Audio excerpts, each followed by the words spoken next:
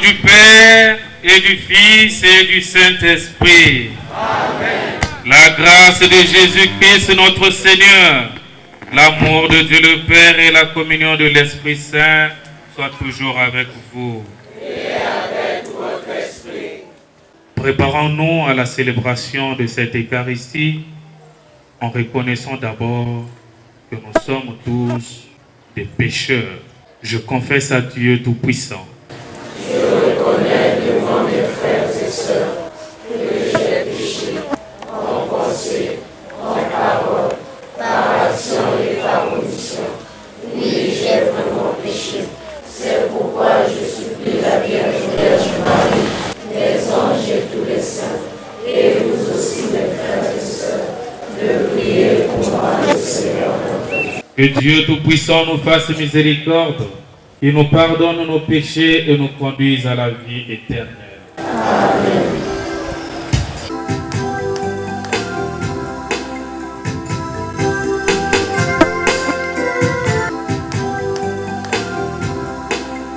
Celui qui pense qu'il a son Dieu à lui, son église à lui, sa vie à lui à gérer, tout dépend de moi, je n'ai pas besoin de vous.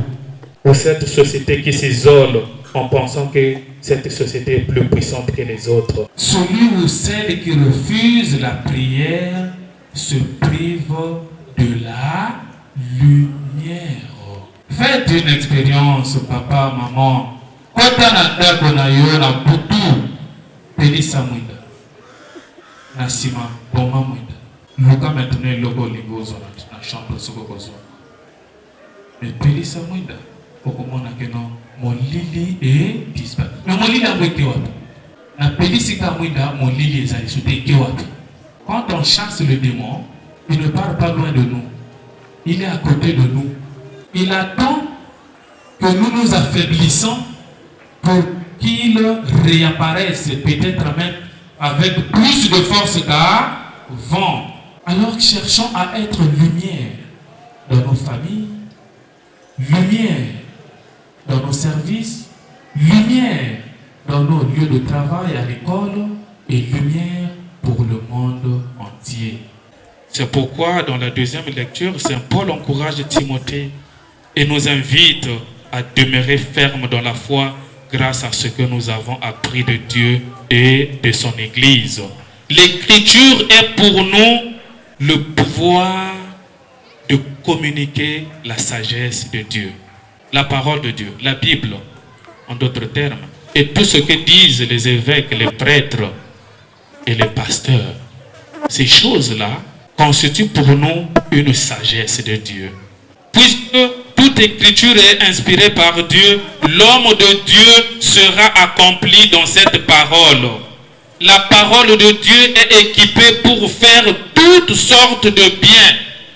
Toutes sortes de biens. C'est Saint Paul qui le dit dans la deuxième lecture adressée à son frère Timothée.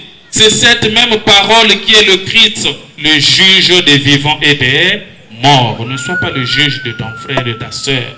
Rends justice, mais ne sois pas le juge. Le dernier juge, c'est le Seigneur. Parce que toi, aujourd'hui, tu es en train de juger. Demain, tu auras aussi des problèmes. Toi aussi, on va te juger. Raison pour laquelle Paul nous interpelle en s'adressant à Timothée. Il dit quoi? Proclame la parole. Interviens à temps et à contre-temps. Interviens à temps et à contre-temps. Tu n'as pas besoin de biaiser la parole.